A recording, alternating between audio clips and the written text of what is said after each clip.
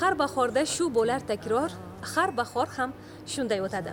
Ha, Jalaquduq tumanining Yorqishloq mahalla fuqarolar yig'inida har yili bahor alvon lolalarning gullashi bilan boshlanadi. Bu hududda biror bir aholi yo'qki, bu go'zallikdan bahramand bo'lmagan. Ushbu tajriba mahallada yildan yilga ommalashib, kengayib bormoqda hamda aholi daromadlariga yanada daromad qo'shyapti.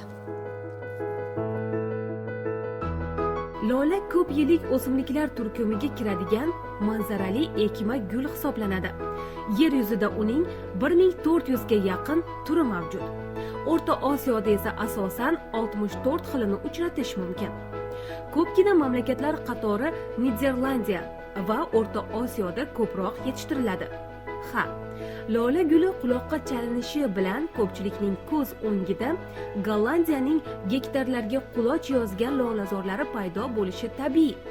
Lekin andijonliklar bu gul haqida gap ketganida o'z Niderlandiyasi, Yorqishloqni esga oladilar. Bugun ushbu kichik hudud mirishkorligi sabab el og'ziga tushgan. To'g'ri, ular gektarlab maydonlarda gul yetishtirmasligi mumkin. Lekin bir qarich yerdan ham samarali foydalanib, gulbog' yaratishayotgani ayni haqiqat. Ertalabda yayrab, yashnab ketasiz, chiqqaningizda bu ochilganini ko'rib. Endi o'ziga yarasha mehnatlari bor.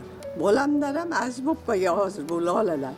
O'rtacha 5-6 million bahorda bo'ladi. Gulidan. Gulida.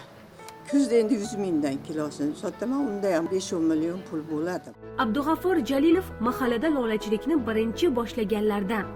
Uning tajribasi yillar davomida ommalashib, Yorqishloqdagi barcha xonadonlarga kirib bordi.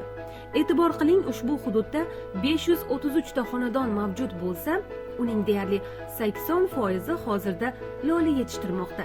Lolani qiziqqanimizki, bu etdagi chilgi dekonchilik ekanda, uzilsa uzilgan paytda dekonchilik bozorga olib borib sotilsa pul. Boshlanishi shu 8-martga aldi g'unchaladi. Aprelda 15larga qiyg'os gullaydi. Bu plyonka o'rashdan maqsad gulini sal kechkiroq yana ham surish. Yana ham kechroqda surilsa, qancha kerak salqin suv namlab turilsa, kechga surilar ekan. Bozorda gul kamayganda chiqadi. Kamayganda yana bizda bo'ladi-da bu narsa. Xullas, shu tariqa tabiat mo'jizasi ham insonlarning ro'zg'orini qo'yiltiryapti, ham atrofga o'zgacha go'zallik ulashmoqda.